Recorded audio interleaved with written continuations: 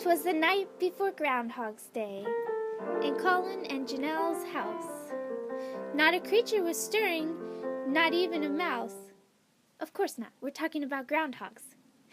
Anyway, the two lovers laid down to rest, and hoped the next morning would be the best.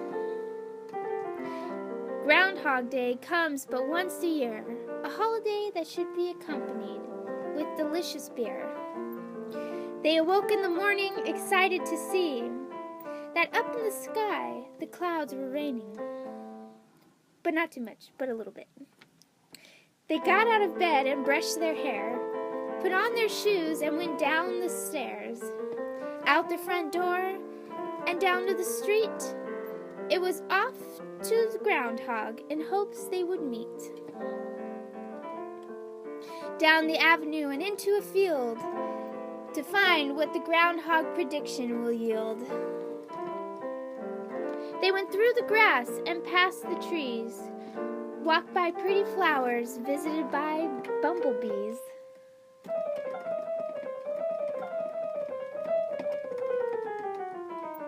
Across the field they spotted a mound, from which they heard a horrific sound. They decided to keep going, since they were not too far away. But Colin got scared and decided to pray.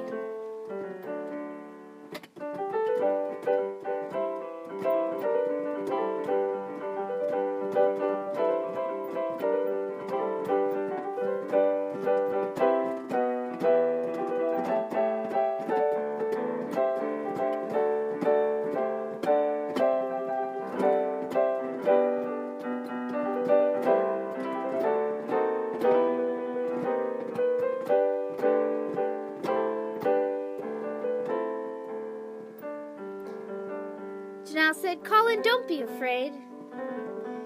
There was one reason why we came out here today. We came to see the groundhog in hopes we would find that there would be more winter for California in these driest of times." They stared at the mound, and what did they see? Two little ears poke out, and they shouted with glee.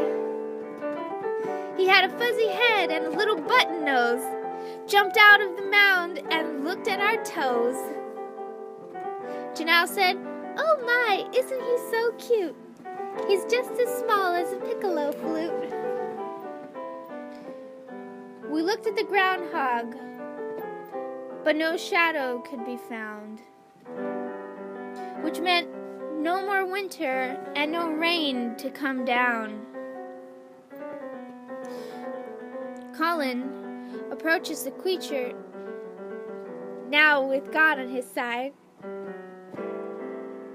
completely assured that everything will be just fine. But to Colin's dismay, his God didn't exist, and the creature jumped up and bit off his wrist. The groundhog devoured Colin's entire right hand. And this is very sad because he is a piano-playing man. Folks, this means he has only one hand.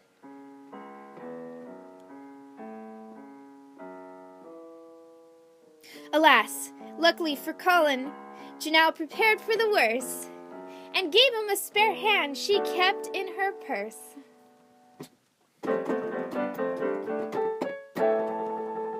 With a taste for blood, this groundhog ran off to see what other human snacks he could find in Berkeley. This creature's been asleep for an entire year, and in the fit of hunger, he bit off a woman's ear. Ah!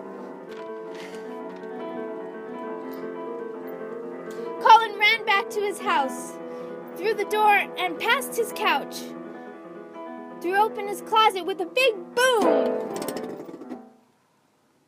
all to put on his Hulk Hogan costume.